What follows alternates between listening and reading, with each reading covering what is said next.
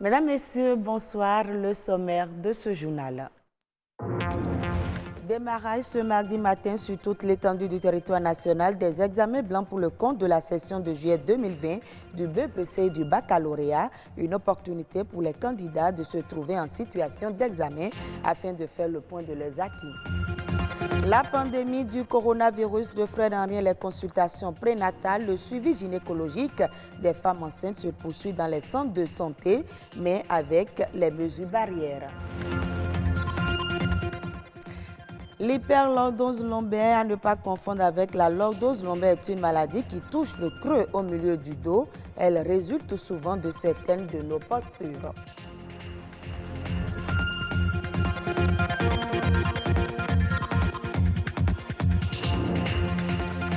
Les examens blancs du brevet d'études du premier cycle BEPC et du baccalauréat ont démarré ce mardi sur toute l'étendue du territoire national. Démarré dans les différents centres d'examen des 12 départements du Bénin, ce test constitue pour les élèves un avant-goût et une préparation aux examens proprement dits qui se tiendront en juillet prochain. Une équipe de notre rédaction a fait le constat dans quelques écoles. René Arossi, Daniel Sosa, Uvaus Balogun.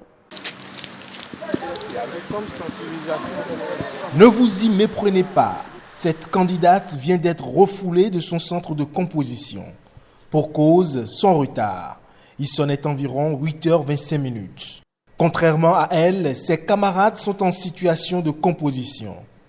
Concentrés et attentifs malgré la pluie, ils évaluent leurs compétences à la faveur de l'examen blanc, session juin 2020. Ici, au centre de composition du CEG Bégamin, il y a les candidats au BEPC et au bac. Déjà à 8 heures, les contrôles étaient effectués et les épreuves lancées. Nous n'avons pas eu de retard pour lancer. L'appel des candidats s'était fait déjà depuis 7 heures, donc les candidats étaient arrivés, installés. C'est lancé juste à 8 heures.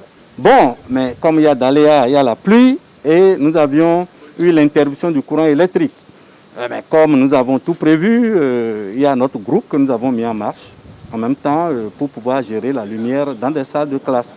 À Bégamin, comme au centre de composition de Saint-Hérita, la pluie n'a pas émoussé les ardeurs. Épreuve démarrée à 8 heures aussi, pas plus de 30 candidats par salle d'examen, un candidat par table, port systématique et obligatoire de masques de protection. Toutes les mesures barrières sont respectées. On a essayé de répartir un candidat par table. Nous avions fait l'effort de respecter la distanciation. Les candidats, dès leur entrée au centre du CEG Saint-Hérita, ont eu des points d'eau de lavage de mains. Ils l'ont effectivement fait. Et avant de lancer les épreuves, nous avions dit aux candidats que le port de masque est permanent et obligatoire. Et je pense qu'il y a des superviseurs pour vérifier tout ça là. Comme il y a pandémie et la nouvelle a circulé, ils savent qu'il faut se laver les mains. Et les dispositions sont là. Ils viennent, ils se sont lavés les mains. Vous allez constater qu'ils ont tous leur cache-nez. Cache-nez parce que c'est dit. C'est dit qu'ils vont composer en cache-nez. Et quand ils viennent, ils vont donc se laver les mains. Pas de difficultés majeures notées. Ces examens blancs prennent fin le 4 juin prochain. Quant aux examens nationaux, le BEPC est prévu pour le 13 juillet et le bac pour le 20 juillet prochain.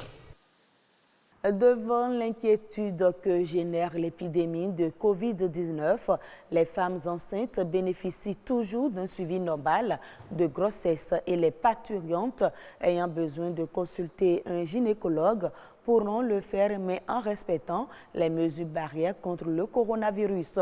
C'est ce que nous ont confié deux gynécologues obstétriciens rencontrés à Cotonou par Louis Koudogbo et Patrick Adjagbodjou dans ce reportage. Pour freiner la propagation du coronavirus, c'est le geste le plus simple à adopter. Se laver les mains suffisamment longtemps avec du savon. Ici, ce gynécologue obstétricien donne l'exemple. Un geste obligatoire pour toutes les femmes enceintes qui viennent en consultation dans son cabinet. Vous devez laver les mains obligatoirement. Après les avoir lavé la main, on vous prend la température. La distanciation de 1 mètre, 1 mètre 50 est obligatoire. Même quand vous venez en couple. Et quand on prend la température, 99,99%, c'est normal. Mais quand ce n'est pas normal, il y a des questions qu'on doit poser. C'est-à-dire, il y a des fiches à remplir. Est-ce que depuis quand vous avez la fièvre? Est-ce que vous venez d'un voyage? Est-ce qu'autour de vous, il y a des gens qui ont... Il y a des questionnaires à remplir. Mais jusque-là, on n'a pas eu ça. Si dans son cabinet médical, ce professionnel de la santé n'a pas encore enregistré de porteurs du coronavirus, le nombre de patients en consultation a toutefois considérablement baissé de plus de la moitié. Le nombre a beaucoup diminué, je peux le dire du tiers. Actuellement, on a à peine le tiers de ce que nous avons l'habitude d'avoir. Les accouchements n'ont pas changé, les interventions n'ont pas changé, mais au niveau des consultations, ça a beaucoup diminué. Conséquence, le suivi des femmes enceintes est au ralenti. Le cabinet fonctionne désormais au rythme imposé par le coronavirus. Ziad est aussi gynécologue. Plus aucune patiente ne peut venir se faire consulter chez lui sans porter son masque de protection. Puisqu'il faut veiller à la bonne santé des futures mères, il prend plus de précautions. Avant tout examen, on va se laver les mains ou on va utiliser le gel hydroalcoolique, mais en général, moi, je préfère les laver. Donc, on va faire notre consultation. À la fin de l'examen, ça va être pareil. Si on utilise, par exemple, l'échographe, on va faire une systématiquement comme c'est demandé. Encore plus maintenant avec le Covid, on va essayer de désinfecter en fait les sondes d'échographie pour ne pas avoir à les utiliser avec une patiente suivante en fait. Le coronavirus bouscule les habitudes. La baisse du taux de fréquentation est-il due à la crainte des patientes de contracter le virus ou de contaminer leurs enfants?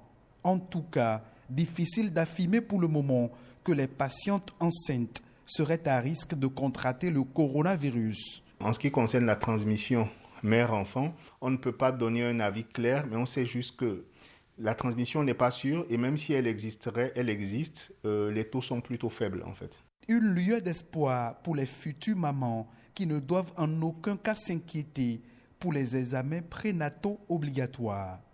La lordose lombaire n'est pas une maladie comme certains le pensent, elle est plutôt une partie indispensable au squelette de tout être humain. Quand des anomalies surviennent, on parle alors d'hyperlordose lombaire. Elle résulte souvent de nos différentes postures, de la grossesse, des chaussures que nous portons et parfois des sacs à dos très chargés ou inappropriés.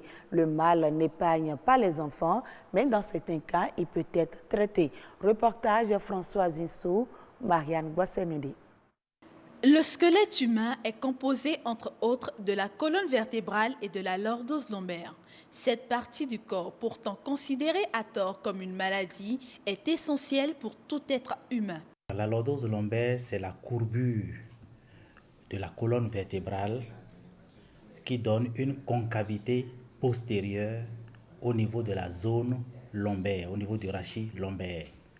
C'est-à-dire le creux que nous voyons immédiatement après les fesses. On a besoin de cette lordose pour avoir une bonne résistance au niveau de la colonne vertébrale. Lorsque nous avons des creux qui vont dépasser 5,5 cm actuellement au Bénin, on peut parler donc d'une lordose qui dépasse déjà notre norme. Il faut donc parler d'hyperlordose lombaire en cas de maladie. La pathologie peut être congénitale ou non. Toutefois, certaines habitudes telles que le port de chaussures à talons peuvent constituer des facteurs de risque. Et lorsque vous travaillez tout le temps dans une position qui crée votre lordose, c'est-à-dire une position de dos creux, vous pouvez augmenter à la longue votre lordose lombaire. Chez les dames, le port de grossesse, le port de sac à dos par exemple, quand c'est trop lourd, vous allez aussi augmenter la colonne lombaire. Chez les apprenants, le port de sac à dos inadapté prépare à une hyperlordose lombaire. Et si les enfants trouvent normal de tout porter pour éviter les corrections à l'école, les parents sont appelés à plus de vigilance. Il faut savoir que vous ne devez pas mettre plus de 10% du poids de l'enfant dans le sac. Si le sac pèse plus de 10% de son poids, c'est mauvais. Autre chose, il faut que l'enfant soit bien chaussé. Parce qu'il peut être bien chargé, mais s'il est chaussé correctement et que sa chaussure n'a pas des talons qui projettent son tronc vers l'avant, il n'y a pas de problème. Troisième élément, c'est que le sac doit être un sac adapté à l'enfant. Il ne faut pas acheter les gros sacs des adultes à son enfant. Le sac doit pouvoir s'arrêter au niveau donc des fesses. Si tous les cas d'hyperlordose lombaire ne peuvent être soignés, certains peuvent par contre être corrigés. On peut rendre souple la colonne lombaire de façon à ce que cette colonne lombaire, lorsque même elle a une hyperlordose, qu'elle puisse vraiment faire le mouvement donc antéro-postérieur sans problème. Si c'est une personne déjà qui a un certain âge, on peut lui apprendre à faire des gestes pour pouvoir recorriger ça. Mais si c'est un enfant, il faut alors savoir qu'est-ce qui est la cause. Est-ce que c'est dû à la charge donc de son sac, etc. Mais mieux vaut prévenir que guérir.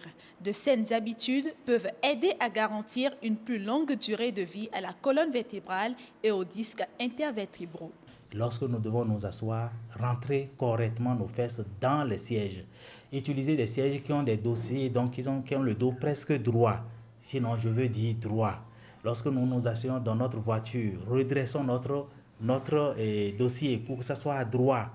Il faut toujours garder une petite lordose, même si vous êtes sur engin. Il ne faut pas effacer totalement sa lordose lombaire.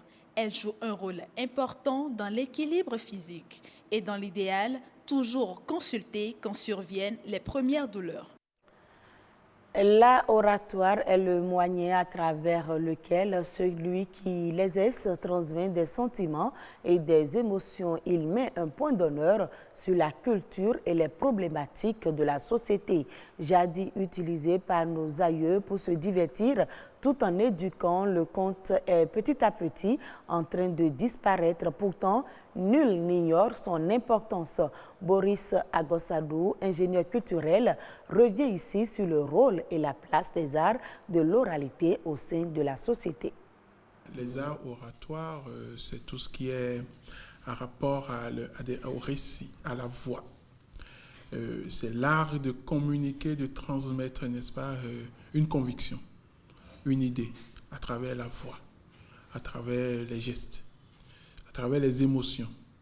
Après, la colonisation faisant son chemin, Senghor, principalement, et toute une catégorie d'écrivains ont connu l'écriture, et ceux-là étaient les pionniers de la vraie oralité, parce que c'est eux qui ont transcrit, c'est eux qui ont remis ce que les anciens disaient, voilà, c'est eux qui ont mis ça dans des bouquins.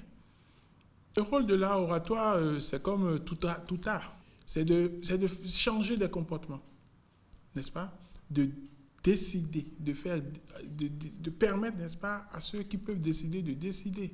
C'est de développer, c'est de changer, n'est-ce pas, des méthodes de vie, des comportements de vie, d'adopter des bonnes pratiques. Ils ont toujours à la fin ou au début une leçon de morale. Une leçon de morale. Et quand vous écoutez vous suivez cette leçon, alors là, vous changez. Au moins, vous vous rappelez qu'il y a telle chose qui a été dite à un moment donné par tel orateur. Le conteur, il peut, sur des faits de société, peut se décider, n'est-ce pas, de parler, par exemple, de ceux qui brûlent le feu, ou ceux qui ne s'arrêtent pas au feu, voilà, vous comprenez, ceux qui urinent en pleine rue. Vous voyez, ceux qui... Voilà. Donc, forcément, ceux qui s'y intéressent et s'y collent changent. Le Rwanda devient le premier pays africain à aligner son action climatique sur l'accord de Paris. Le pays vient en effet de soumettre sa contribution nationale déterminée, actualisée, qui prévoit la réduction de 16% de ses émissions par rapport à sa trajectoire actuelle d'ici 2030. Publiée en amont de la COP26, dont la date sera ultérieurement connue, cette nouvelle contribution prévoit une réduction supplémentaire de 22% si le pays a accès, avec la contribution des pays développés, aux technologies et au financement nécessaires. Cet appui des pays développés va porter ainsi à 38% la réduction totale des émissions d'ici 2030. Et ce sera tout pour ce journal. Très bonne suite de nos programmes.